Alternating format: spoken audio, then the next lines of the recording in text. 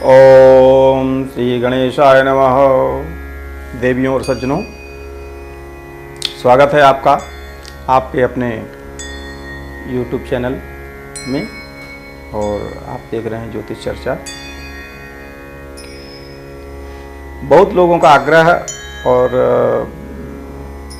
अनुरोध था कि जो मानव मात्र के 16 संस्कार हैं, 16 संस्कार, उस पर एक वीडियो बनाया जाए।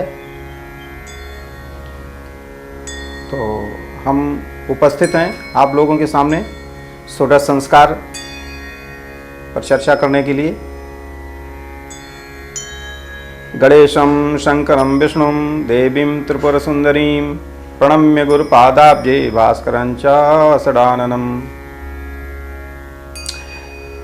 मनुस्मृति में लिखा है कि गार्भैर होमैर जात कर्म चूड़ा मौंजी निबंधनैः वैजिकं गार्भिकं चैनो द्विजानामप मृज्यते। अर्थात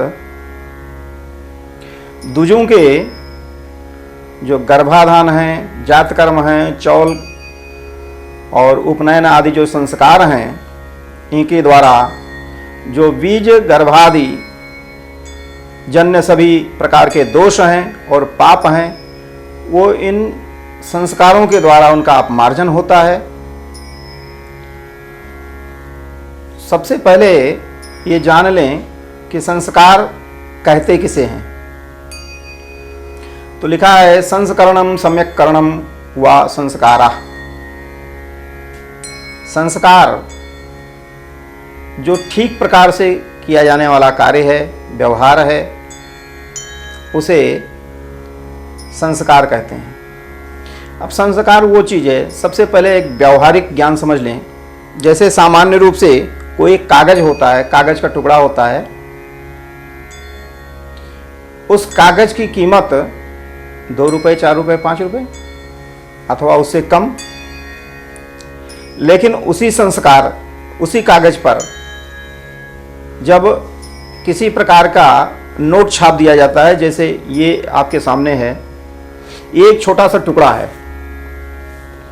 कागज का, तो इस कागज पर संस्कार कर दिया गया, 500 रुपया छाप दिया गया, 500 रुपये की इसमें व्यवस्था हो गई और इसमें लिख दिया गया कि मैं धारक को 500 रुपये अदा करने का वचन देता हूँ। तो इस कागज के टुकड़े की कीमत 500 रुपये हो गई। अब इसको कोई व्यक्ति आपको पहचानता हो, दुकानदार ना पहचानता हो, इससे कोई मतलब नहीं है। आप 500 रुपये उसे देंगे और इससे जो इतने मूल्य का कोई भी वस्तु उसके यहाँ से ले सकते हैं, कोई इनकार नहीं कर सकता देने से। लिखा गया है आत्म शरीरान्यतर निष्ठो हीनांगपूर को दोषापमर्जन करो अतिशया धायकश्च विहित क्रियाजन्यो अतिशय विशेष एवं संस्कार इत्युच्यते। अर्थात कि जो दोषों का निवारण है, संस्कार क्यों किया जाए, कहते हैं जो दोषों का निवारण है, कर्मों की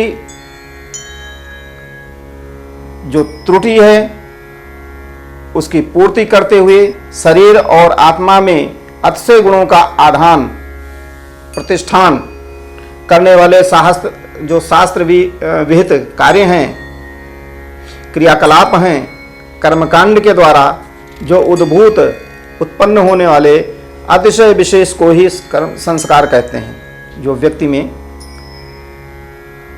किया जाता है। अर्थात जो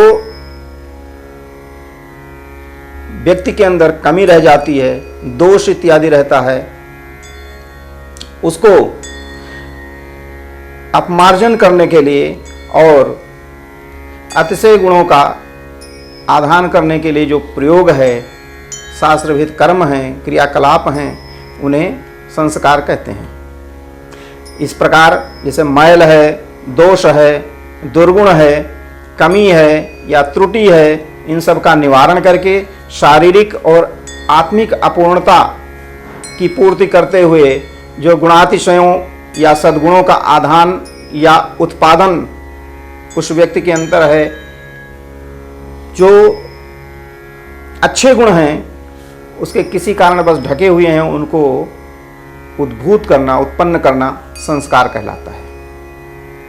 संस्कारों से प्रायः ऐसा देखा गया है, संस्कारों से बुराइयां हटती हैं और अच्छाइयां आती हैं।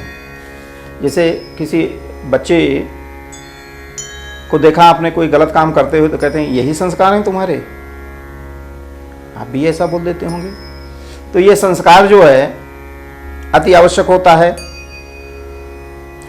संस्कार के लिए क्या है कि आत्मिक और भौतिक विकास का मार्ग प्रशस्त करके मानव को मानव बनाने वाले, जो उसके जीवन को अकलुष मतलब उसके पाप, दोष इत्यादि को हटाते हुए उसको तेजोदीप्त बनाएं, जो तेज से युक्त बनाएं, उसके धर्म, अर्थ, काम, मोक्ष रूप जो चतुर्वर्ग की प्राप्ति के लिए सतत प्रेरित करने का जो कार्य हैं, जैसे यज्ञोपवीत है, विवाह आदि जो 16 संस्कारों का प्रयोग है, वो भारतीय जीवन में अत्यंत महत्वपूर्ण स्थान है। संस्कार अति आवश्यक हैं। जैसे मान लीजिए कोई लोहा है या सोना है, सभी प्रकार के धातु हैं, मणि है, माणिक्य हैं, उन रत्नों को घिस करके, मांझ करके, शाण पर चढ़ा करके, कूट पीट करके, गलाता पा करके उसको चमका दिया जाता है, उन्हें व्यवहार योग्य बना दिया जाता है तथा औषधियों से संशोधित करके एवं संस्कारित करके उसकी गुणवत्ता बढ़ा दी जाती है। सैकड़ों गुना, हजारों गुना उसको बढ़ा दिया जाता है। ठीक उसी प्रकार से मानव जीवन को भी सुसंस्कारित करके उसे अच्छे अच्छे गुणों से, उदात्त गुणों से विभूषित कर दिया जाता है। यह जो कार्य है यही संस्कार है। अंगिरा स्मृति में लिखा है कि चित्रकर्म यथा अनेकई रागैरुन्मील्यते शनैः ब्राह्मण्यमपि तद वत्स्यात् संस्कारैः विधिपूर्वकैः। अब देखो भैया संस्कार कैसे करना। जैसे मान लीजिए कोई बहुत बढ़िया चित्र बना हो, सुंदर चित्र बना हुआ हो, लेकिन उसमें किसी प्रकार का कोई रंग ना भरा गया हो तो वो चित्र अधूरा सा लगता है, ब्लैक एंड वाइट होता है। और उसी की खाके को सजने संवारने के लिए, सजाने के लिए, सजीव बनाने के लिए ऐसा लगता है कि ये अभी बोल देगा चित्र या चलने वाला है, उड़ने वाला है। उसमें जब कई प्रकार के रंग भर दिए जाते हैं तो वह चित्र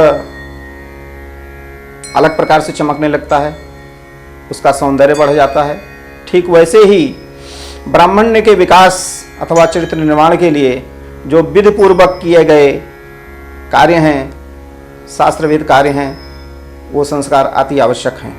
यन्नेव भाजने लग्नः संस्कारो नान्यथा भवेत्। मार्क कहते हैं, महाकवि मार्क कहते हैं कि जीवन के आरंभिक वर्षों में जो संस्कार बन जाते हैं वो अमिट होते हैं, पूरे जीवन काम करते हैं।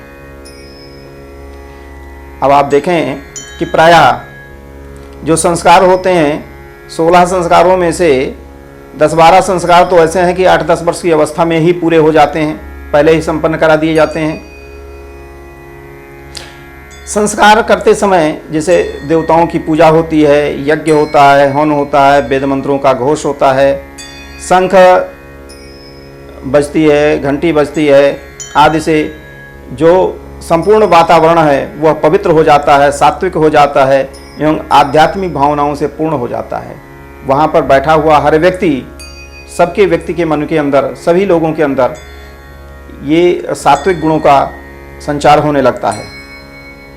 तो संस्कार जो वटुक है उसको तो ऐसा अनुभव होता ही है जैसा कि तन मन में, रोम रोम में उसके एक अभिनव, नया सा, पवित्र एवं उदात्त तथा निर्मल भावना संचारित हो गई। ये तो बटुक का है। जो वहाँ पर लोग उपस्थित रहते हैं उनके अंदर भी इस प्रकार के भाव उत्पन्न होने लगते हैं। इस प्रकार व्यक्ति को परिवार, समाज और राष्ट्र के हित साधन में तत्पर बना दिया जाता है। जैसे आपने देखा कि आजकल बहुत सारे लोग महापुरुष का चोला ओढ़ करके और गलत कर्मों में तत्पर हो गए और समाज को बदनाम कर रहे हैं। अगर वो सुसंस्कारित होते, उनका संस्कार किया गया होता, संस्कारों से युक्त होते, वैदिक संस्कारों से युक्त होते, तो शायद ऐसा न होता। क्योंकि संस्कार के द्वारा मनुष्य के मन में आस्तिकता का, भगवान के प्रति जो भाव है, आस्तिकता की भावना है, वो जागृत होती है और प्रतिष्ठित होती है। जो संस्कृत व्यक्ति है, संस्कार से युक्त व्यक्ति है, वो अपने नित्य नैमित्तिक कर्म को यथाविधि संपादित करता हुआ अपने जीवन को सरल, सात्विक और सुखमय बना लेता है। जैसे उदाहरण स्वरूप मान लीजिए, घिसने से, मांजने से लोहा तो सोना तो नहीं बन जाएगा, लेकिन वह चांदी जैसा चमकदार तो हो जाता है, चमकने लगता है, चमकाया जा सकता है।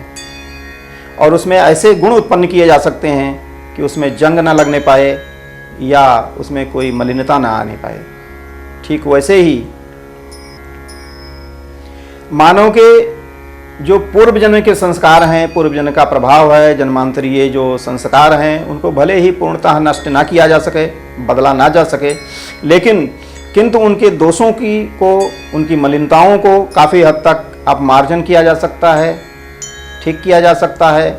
और अभिनव जो वर्तमान जन्म के हैं संस्कार, गुण या अतिशयता का आधान करके अवश्य ही इन संस्कारों के द्वारा व्यक्ति को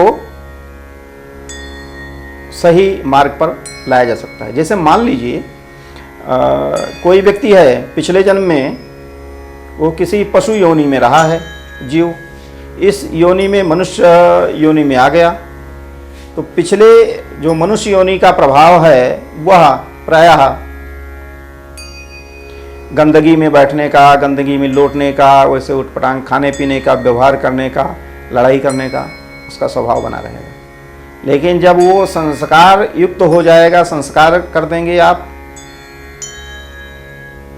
तो उसका वो पूर्व जन्म का प्रभाव कम हो जाएगा और वर्तमान में आपके कुल परंपरा के अनुसार वह कार्य करना शुरू कर जाएगा। अब बात आती है कि संस्कार कितने होने चाहिए, कितने हैं। तो महर्षि अंगिरा के अनुसार तो 25 संस्कार बताएंगे। अंगिरा जी कहते हैं कि 25 संस्कार हैं और महर्षि गौतम 40 संस्कार बताते हैं।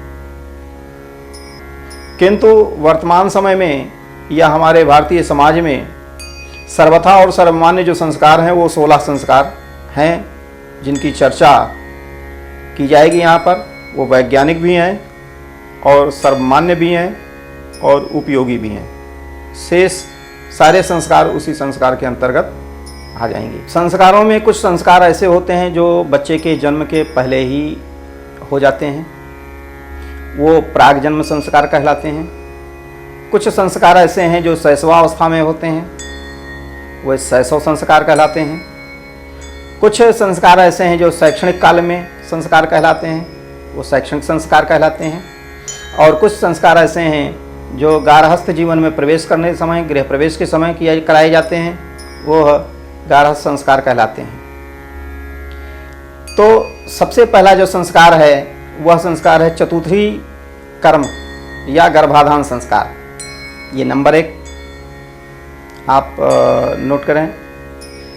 इन प्रत्येक संस्कारों पर हम अलग अलग एक वीडियो बनाएंगे, आप लोगों के सामने प्रस्तुत करेंगे कि कैसे कैसे ये संस्कार किए जाने चाहिए, इसमें कौन कौन से कर्म किए जाने चाहिए, क्या किन देवताओं की पूजा होती, कैसे होता है। इन 16 संस्कारों के अतिरिक्त एक जो उप संस्कार होता है जिसे आप लोग प्रायः सभी लोग मनाते हैं, जिसे जन्मदिन पूजन कहते हैं, वर्धापन संस्कार कहलाता है। वह संस्कार भी करना चाहिए प्रत्येक वर्ष, वो भी लाभप्रद होता है। वर्धापन संस्कार में प्रायः चिरजीवों की पूजा होती है,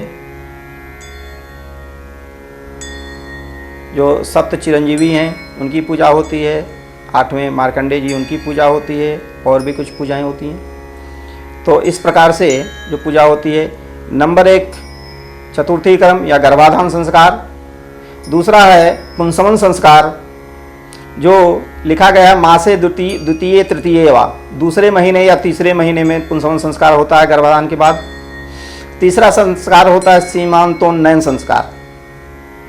ये सीमांतोन्नयन संस्कार प्रायः समाज में सतमासा के नाम से प्रसिद्ध है।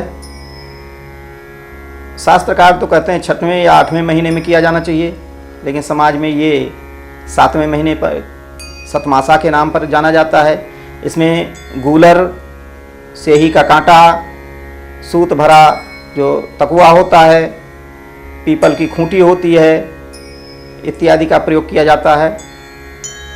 और गर्भवती जो महिला है उसमें मांग इत्यादि की पूजा की जाती है। ये इसका तरीका है। ये प्राक जन्म संस्कार हैं। फिर उसके बाद में जो जन्म के बाद संस्कार होता है वो है जात कर्म संस्कार। इसे मेधा जन्म संस्कार भी कहते हैं। इसमें पूजन होता है, शहद घी को चटाया जाता है, थाली बजाई जाती है। ये मेधा जन्म संस्कार भी कहलाता है। फिर षष्ठी पूजन संस्कार है। फिर उसके बाद नामकरण संस्कार है। नामकरण संस्कार में बड़ा एक विडंबना है कि प्रायः नाम लोग जो है गलत तरीके से रखते हैं। ऐसा कहा गया है कि 10वें हनी पिता नाम कुर्यात, 10वें दिन पिता नामकरण करे।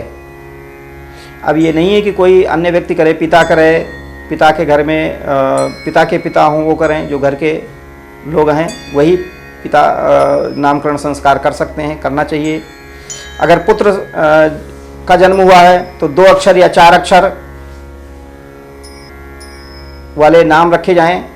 पुत्री का जन्म हुआ है तो 3 या 5 अक्षर वाले नाम रखे जाएं। और नामकरण 4 प्रकार का होता है। एक देवता के अनुसार नामकरण होता है, एक मास महीने के अनुसार नामकरण होता है, एक नक्षत्र के अनुसार नामकरण होता है, एक व्यवहार का नामकरण होता है जिसमें माता पिता के अनुसार होता है। ये नामकरण की विधि है। कभी नामकरण पर भी हम एक वीडियो बनाएंगे आप लोगों के लिए। और फिर उसके बाद निष्क्रमण संस्कार होता है। निष्क्रमण जो घर से बाहर बच्चे को निकाला जाता है, उसमें दिक्पालों की पूजा की जाती है। फिर भूमि बेसन होता है, जो पृथ्वी पर बच्चे को लिटाया जाता है, बैठाया जाता है, भूमि पे बेसन कहते हैं। इसमें अष्टदल कमल बना करके भगवती पृथ्वी देवी की पूजा होती है। जीव मातृका की पूजा होती है, जल मातृका की पूजन होता है। फिर उसके पश्चात अन्नप्राशन संस्कार, षड्रस युक्त भोजन बच्चे को चटाया जाता है। चांदी के चम्मच इत्यादि का प्रयोग किया जाना चाहिए। पहले किसी मीठे से प्रारंभ करें। पुस्तक खिलौने आदि दिए जाते हैं। फिर उसके बाद चूड़ाकरण संस्कार सब लोग जानते हैं, मुंडन होता है। एक अगला संस्कार है कर्णवेध संस्कार, जो कान में छेद इत्यादि कराया जाता है, वो कर्णवेध संस्कार कहलाता है। फिर उपनयन संस्कार है, यज्ञोपवीत संस्कार है, ये शैक्षणिक संस्कार के अंतर्गत आते हैं। फिर उसके बाद वेदारंभ या विद्यारंभ जिसे कहते हैं वो संस्कार है, वो संस्कार होना चाहिए। फिर उसके पश्चात समावर्तन। पहले प्राचीन काल में जब ब्रह्मचारी अपने गुरु के पास पढ़ने जाते थे, लौटने के बाद तो उनका संस्कार होता था, जो चतुर्थ वेदी का पूजन होता था उसे समावर्तन, तृतीय वेदी का उसे संस्कार समावर्तन संस्कार कहते थे। वेदम समाप्य स्नायात, ऐसा लिखा गया है कि जब विद्या पूर्ण हो जाए उसके बाद ये संस्कार होता है। ये गार्हस्थ्य संस्कार के अंतर्गत आते हैं। फिर उसके बाद विवाह संस्कार है, जिसको सब लोग जानते हैं। विवाह संस्कार पर भी एक वीडियो बनाना है। बहुत सारी भ्रांतियां हैं, विकृतियां हैं, आप लोगों के सामने प्रस्तुत करेंगे। और जो अंतिम 16वां संस्कार है वो अंत्येष्टि अंतिम संस्कार है। इस प्रकार से जो 16 संस्कार हैं हमने आप लोगों के सामने रखा। यथासंभव आप लोग अगर हो सके तो इसे अपनाएं ज़्यादा से ज़्यादा। और जो कभी माता पिता अपने बच्चों के व्यवहार से संतुष्ट नहीं रहते हैं, अगर इन संस्कारों को अपनाएंगे तो मेरा विश्वास है, गारंटी से मैं कह सकता हूँ कि अगर ठीक प्रकार से संस्कार कराए जाएं तो उनके माता पिता या परिवार के लोग कभी असंतुष्ट नहीं होंगे। निश्चित रूप से वह बालक, वो बच्चा अपने कुल खानदान के अनुसार अपने माता पिता को सुख प्रदान करता हुआ उन्नति करेगा, ऐसा मेरा दृढ़ विश्वास है। इसको अपनाएं और लाभ प्राप्त करें। धन्यवाद।